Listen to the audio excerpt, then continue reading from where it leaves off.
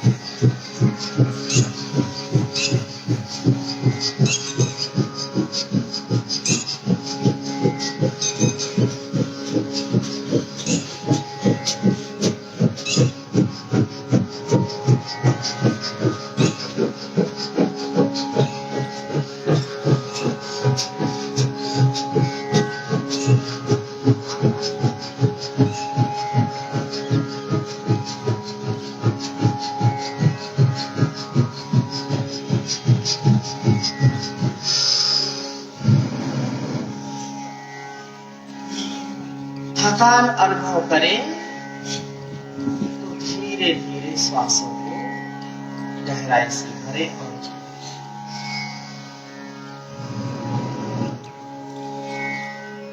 आरंभ में तो 1 मिनट भी करना बड़ा कठिन हो जाता है, इतना प्रभावशाली प्राणायाम। रक्त का प्रवाह ध्वनियों में तीव्रता से प्रवाहित होता है। Blood circulation and oxygen level, हमारे शरीर में रक्त का प्रवाह नख से शिख तक, एड़ी से चोटी तक रक्त प्रवाह ठीक है तो हमारे सारे अंग ठीक रहेंगे। गहरे गहरे श्वास, मन शांत। जो बोलते मन ठहरता नहीं, मन चंचल है, मन प्राण के वशीभूत है। प्राणस्येदं वशी सर्वं त्रिदिवीय प्रतिष्ठितं मातेव पुत्रान् रक्षस्व श्रेष्ठ प्रजान् त्रैवेद। प्राण के वशीभूत तीनों लोक है, त्रिदिवीय प्रतिष्ठितं। जो कुछ भी संसार में है सब प्राण के वशीभूत। प्राण से ही हम देखते सुनते, प्राण से ही हमारा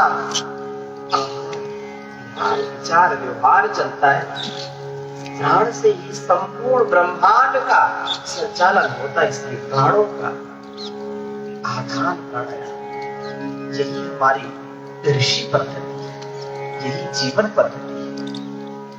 इसको आप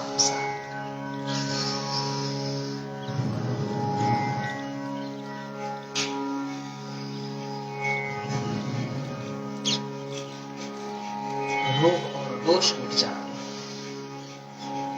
तन के भी रोग मिटेंगे, मन के भी रोग मिटेंगे, इस वतन के रोग मिटेंगे।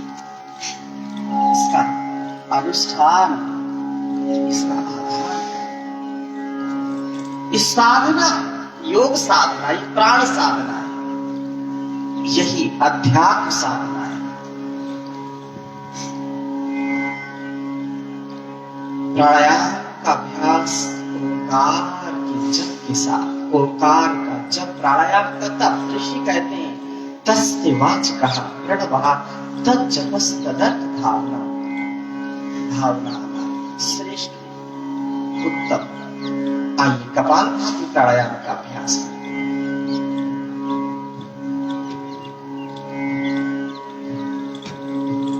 भस्त्रिका प्राणायाम से हमने अपने फेफड़ों को, अपने श्वसन तंत्र को शक्तिशाली बनाया। श्वसन तंत्र हमारा शक्तिशाली है तो हमारी रोग प्रतिरोधक क्षमता भी शक्तिशाली है, दृढ़ है। और हमारा पाचन तंत्र ठीक है तो हमारा पूरा शरीर पुष्ट होगा, हमारा शरीर स्वस्थ होगा। अन्न का ग्रहण करते हैं, अन्न पचेगा। खाया हुआ अपना नहीं होता, पचाया हुआ अपना होता है। तो जठराग्नि को प्रदीप्त करने के लिए, अपनी आंतों को अच्छा बनाने के लिए, छोटी छोटी अवस्था में आजकल किडनी के रोग हो रहे हैं, लीवर के रोग हो रहे हैं, आंतों के रोग हो रहे हैं। इन सभी समस्याओं का समाधान है कपालभाति प्राणायाम। कपालभाति प्राणायाम से तेजस्विता आती है, ब्रह्मचर्य में स्थैर्य आता है, स्थिरता आती है।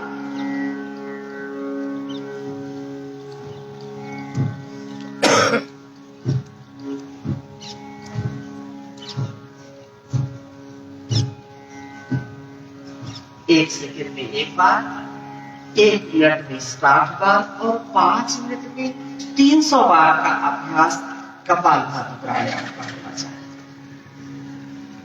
कपालभाति प्राणायाम अत्यंत लाभकारी प्राणायाम। इससे हमारा शरीर संपूर्ण रूप से निरोग रहेगा। जोड़ों का दर्द, आर्थराइटिस, हड्डियों की कमजोरी या आंतों की कमजोरी, जहां आंतों की कमजोरी होती है, भोजन पचता नहीं है, भूख लगती नहीं है, पेट में जलन, मलमूत्र में समस्याएं,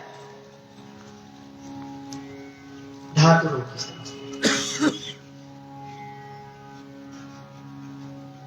भोजन जब पचेगा नहीं, कब्ज होगी, कब्ज से फिर अलग अलग समस्याएं हो जाती हैं, गैस, एसिडिटी, पेट में गुड़गुड़, गड़बड़, दिन भर पेट भारी रहता है। उदर रोगों के लिए रामबाण है एक प्राणायाम, जहां कपालभाति प्राणायाम। कपालभाति प्राणायाम से पेट के रोग दूर होंगे और हमारे बालों के लिए बहुत लाभकारी है, थायराइड के लिए बहुत लाभकारी है कपालभाति प्राणायाम। बालों का झड़ना, असमय सफेद हो जाना, लोग फिर कुछ ना कुछ लीपापोती करते रहते हैं, बहुत उसका साइड इफेक्ट है। इसलिए कपालभाति प्राणायाम करेंगे तो आपका थायराइड ठीक रहेगा, आपके बालों के लिए भी अच्छा है। कहीं कोई गांठ, कोई पथरी, ये भी आजकल समस्या है, स्टोन, पथरी हो, उसके लिए बहुत लाभकारी कपालभाति प्राणायाम। किडनी बहुत व्यवस्थित चलेगी, आपका लीवर ठीक रहेगा। Ulcer, colitis, chronic colitis, ulcerative colitis, piles, fistula, fissure जैसी समस्याएं कभी नहीं होंगी।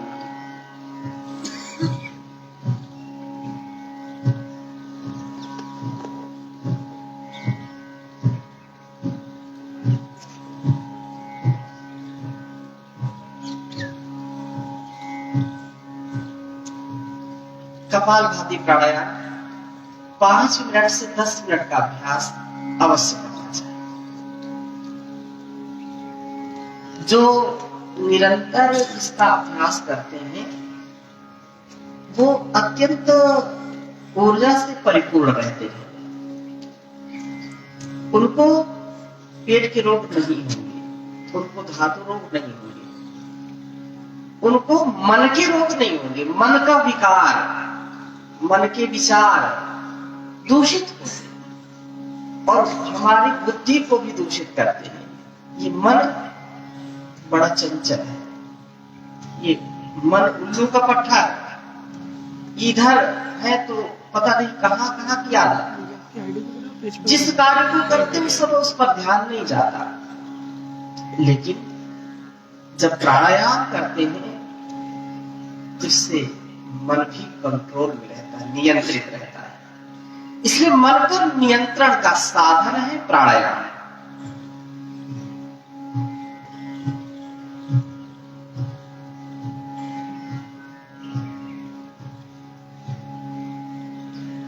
परम पूज्य श्री स्वामी जी महाराज ने, परम पूज्याचार्य जी महाराज ने हजारों लाखों करोड़ों लोगों पर इसको आजमाया है। सैकड़ों प्रकार के रोगों का उपचार योग और प्राणायाम से किया है। ऋषियों का जो ज्ञान था उस ज्ञान को जन सामान्य तक पहुंचा करके, घर घर पहुंचा करके, जन जन तक इस योग विद्या को जन आंदोलन बनाया, जिससे आज पूरे देश और दुनिया में योग के माध्यम से करोड़ों लोग, अरबों लोग आरोग्य पा रहे हैं, चाहे देश हो या विदेश हो। इसलिए हम अपनी इस विद्या को आत्मसात करें, इसको ग्रहण करें, और घर का सारा कार्य करते करते भी अपने उत्तरदायित्वों का निर्वहन करते हुए भी, कभी कुछ लोग बोलते हैं हमारे पास समय नहीं योगाभ्यास करने का, हम खेतों में काम करते हैं, हम शारीरिक श्रम करते हैं, इसलिए योग तो हो ही जाता, योग की आवश्यकता नहीं। ऐसा बिल्कुल उचित नहीं है। जो ध्यान है, जो प्राणायाम है, जो सात्विक विचार है, ये हमारे जीवन को परिष्कृत करते हैं, हमारे विचारों को परिष्कृत करते हैं। हम अपने संस्कारों से, अपने विचारों से इस संसार को भी अभिसिंचित करते हैं, इसको विभूषित करते हैं या तो दूषित करते हैं। यदि विचार अच्छे हैं तो उससे विभूषित करते हैं अपने श्रेष्ठ कर्मों से, अपने श्रेष्ठ व्यवहारों से। तो इस प्राणायाम को करने से हमारी जो संकीर्णताएं हैं, जो हमारे कुविचार हैं, जो हमारे मनोबल को गिराती है, ऐसी विचारधारा जो हमारे आत्मबल को कमजोर करती है, उस विचारधारा से ऊपर उठ करके हम मनोबल, आत्मबल, शरीर बल से सबल होते हैं। और जो सबल है वही इस संसार में सफल है। धीरे धीरे लगातार अभ्यास लगातार करने का नाम, बीच में थकान अनुभव करें तो सूक्ष्म व्यायाम करें। 4 चरण है प्राणायाम योग की, इन अनुष्ठानों के 4 चरण। एक बार पर को सामने फैला लीजिए और थोड़ा सा सूक्ष्म व्यायाम करें। 4 चरणों में सूक्ष्म व्यायाम, कठोर व्यायाम, आसन और प्राणायाम। 4 चरणों में इसको हम जब करते हैं तो इससे बहुत ही लाभ मिलता है। छोटी छोटी क्रियाएं हैं, लेकिन इनका प्रभाव हमारे नर्वस सिस्टम को, स्नायु तंत्र को सबल बनाता है, शक्तिशाली बनाता है, लचीला बनाता है, क्रियाशील बनाता है और रक्त का संचार इससे अच्छा होता है। इसलिए इनका अभ्यास थोड़ा थोड़ा जरूर करें। आजकल शहरों में तो बहुत बीमारियां बढ़ रही हैं, छोटी अवस्था से लेकर के नौजवानी तक में, और वृद्धापन की तो बात ही अलग। शरीर का दर्द, जोड़ों का दर्द, घुटनों का दर्द, पीठ का दर्द, सर्वाइकल, स्पॉन्डिलाइटिस, स्ciatica, पता नहीं क्या क्या बीमारियां हो जाती हैं। इन बीमारियों से बचने का एक ही उपाय है कि स्वयं आत्मनिर्भर होते हुए हम नित्य प्रति योगाभ्यास करें। दोनों हाथों को सामने करें, धीरे धीरे चक्की आसन, हाथों को सीधा रखें और धीरे धीरे इस प्रकार से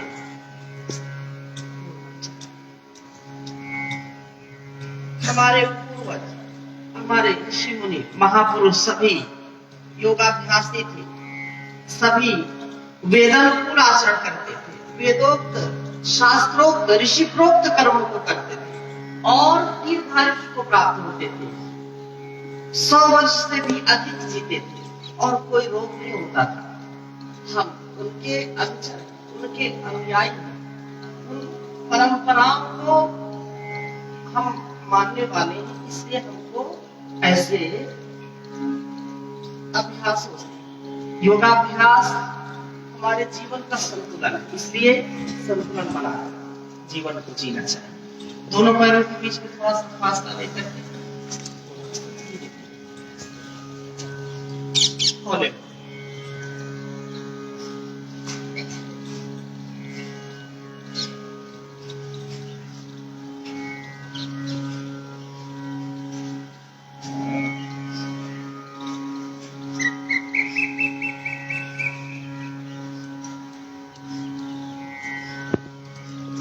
गहरे गहरे श्वासों के साथ इस प्रकार से बहुत ही सरलता के साथ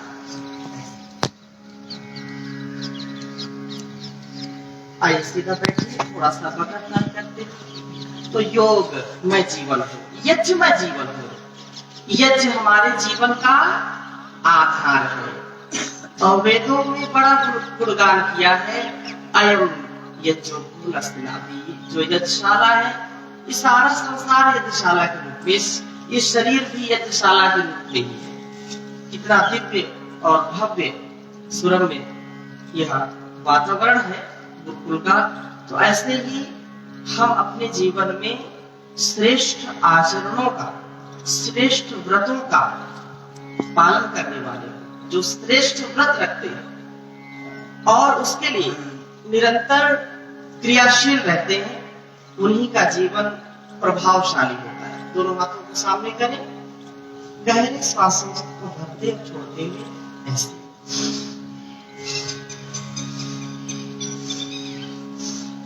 जोड़ों के दर्द के लिए बहुत ही लाभकारी है। गहरे गहरे श्वासों को फिर पूरे मुट्ठी को बंद करके और श्वास, छोटी छोटी क्रियाएं लेकिन बहुत ही व्यवस्थित और आरोग्य से परिपूर्ण करने वाली।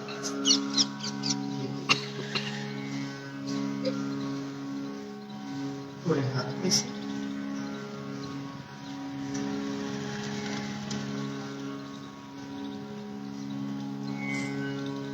सर्वमन्य परित्यज्य शरीरम अनुपालय। शरीर साधन है साधना के लिए, शरीर साधन है उस साध्य तक पहुंचने के लिए। शरीर हमारा यदि स्वस्थ नहीं है, मन यदि हमारा स्वस्थ नहीं है, तो हम जिस लक्ष्य को लेकर के जन्म लिए हैं वो पूरा नहीं हो सकता है।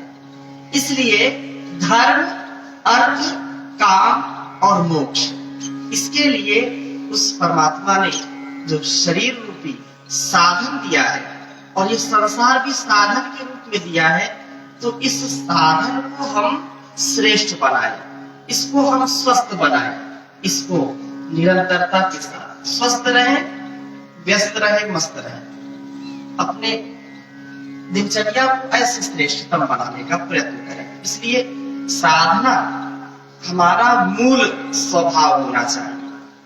हम सच्चे साधक बने और साधना के इस पथ में, साधना की इस राह में रोड़े भी बहुत हैं। साधना की इस यात्रा में समस्याएं भी बहुत हैं। इसलिए इन समस्याओं से, इन बाधाओं से, इन विघ्नों से बचने के लिए सतत हमको तप करना है।